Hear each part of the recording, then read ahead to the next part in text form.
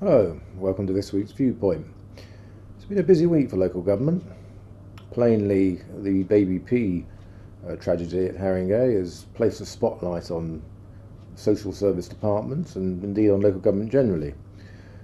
But wider to this, there's been a lot of coverage in the national media about the Local Government Association's own report into the impact of the credit crunch, which was published on Monday this week. As it happened, it coincided with the County Council's network, their annual conference in Oxford, which was addressed by Local Government Minister John Healey on Monday morning. I was down at the CCN for a couple of days, and credit crunch was very much the topic on most people's lips. John Healey's approach has been very much to say, look, you've got a wellbeing power, it's 8 years old, it's not being used particularly, and I think something like 1 in 12 councils have actually been using it. He's been talking about this for some time. There's nothing new in that sense, but what makes it different this time is the timing of it. We've got the pre-budget report coming out next week. There's big pressure on the government to try and find ways of reflating the economy by putting more money in, probably public money. And John Healey's approach has been, look, councils have got a wellbeing power to get out and do things. Take on projects, be more innovative, try and get around some of the legal obstacles to doing things which will benefit their communities. So his message was very much, you've got to use it, and use it more than you have been in the past. Certainly one or two council chief execs, county chief execs said to me, well, that's all very well, but actually they've found there's been problems with it, etc., etc. We'll have to see what happens. But nonetheless, the credit crunch, again, was very much the dominant issue this week.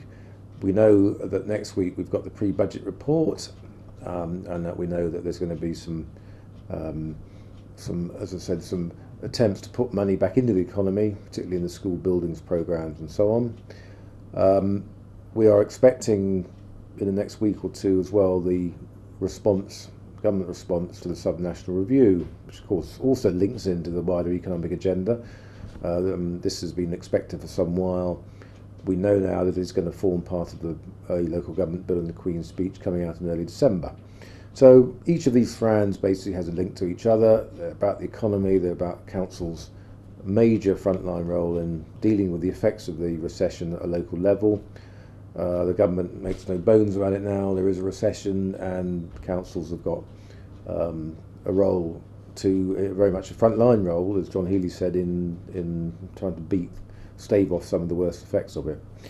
A couple of other issues. There was obviously a question and answer time on Monday with John Healey. Again, a full range of questions were put to him.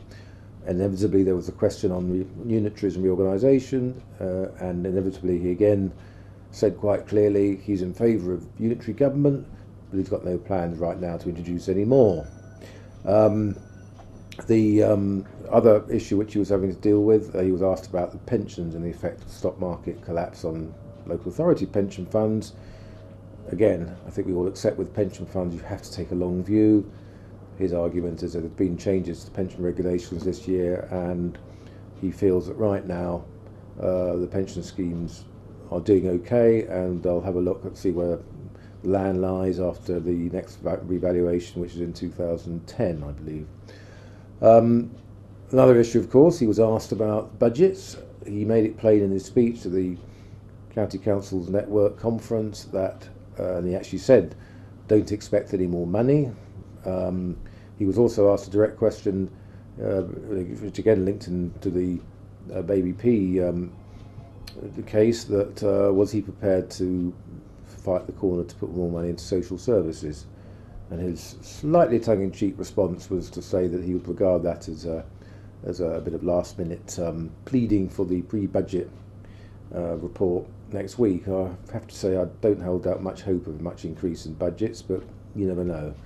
They're obviously wanting to do what they can to try and pour as much money into the economy to get things moving again.